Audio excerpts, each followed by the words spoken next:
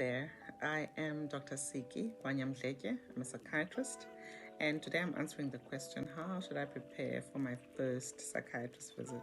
It's a question I've been asked numerous times before, either directly or indirectly, in the form of people expressing that they weren't so sure, what to do and what to bring ahead of meeting me professionally.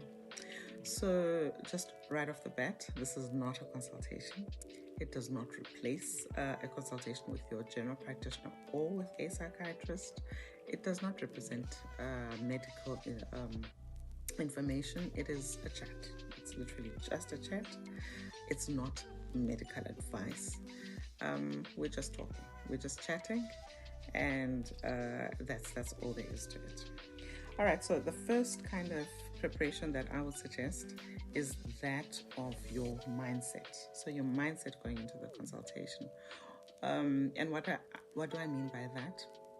It's understanding that firstly, you're an expert at your own personal experience, right? You've been going through what you've been going through. You know best, you know what your struggle has been leading up to the time when you see the psychiatrist. What that relays or translates to is that knowledge or that understanding that you are collaborating with the psychiatrist that you'll be seeing to figure out what's going on and how best to assist you.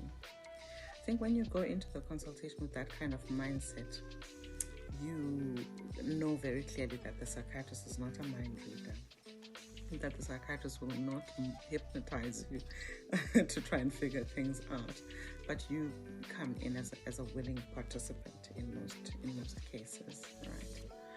So you're the expert at you, and you're meeting an expert in mental health, and together you're collaborating to best figure out how to move forward. So I'd say mindset is the very first and most important kind of preparation you can make ahead of meeting with a psychiatrist. The second is information, right? Because if you're coming in as an expert, you're coming in with information, right? And the information that I would say is important for you to gather, apart from what your personal experience has been, is information like, your personal medical history, your personal psychiatric history, understanding or bringing information or having clarity on information like events, significant events that have happened in the past, timelines of how these events have unfolded, psychiatric illness in the family, and any episodes of psychiatric illness that you might have. So I'd say historic information is important for you to bring along, right? Historic information about yourself and about your immediate blood family. Yeah. So if you have that kind of information, it becomes very useful. The third sort of preparation. Sorry, there's a plane passing, but I'm not going to pause because I want to finish the video and go back to my work. I hope you can hear me past it. The third kind of preparation is that of your medication. Very often people land up in my consulting room being unsure what medication they were started on. So it'll go something like, I saw my GP 2-3 months ago. He started me on some medication, and the medication really helped. And when I asked what was the name of the medication, the person's not very sure. So bringing your medication along is very useful, very helpful for the psychiatrist that will be seeing you. Because a lot of the time, by the time you see a psychiatrist, you have either tried something yourself or have had something prescribed by your primary health provider. So if you bring it along, it's extremely helpful. If you bring along information about how you take the medication, that's extremely helpful.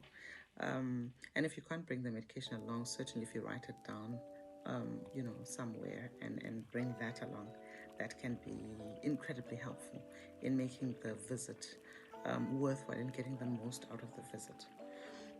The last thing that I would say is you want to think through whether or not you want to go alone or if you want to bring someone along for the visit. The reason I say that is sometimes as a result of the mental illness or the struggle that you're visiting a psychiatrist for, you may have some struggle with either remembering information or even with communicating the information effectively. So you might feel better bringing someone along. You want to think through that. Do I want to bring someone along? If I am bringing them along, do I want them to stay for the full consultation, or do I want some one-on-one time with the psychiatrist? And to communicate this to the psychiatrist when you get to sit down with them. Remember, you are a collaborator in this, and you certainly do have a say in terms of having someone with you that would bring collateral information that you might not have or that you might not be able to articulate. So, well done. If you are seeing a psychiatrist for the first time, I want to say that you've actually surpassed quite a lot of the things that hold people back from getting mental health help.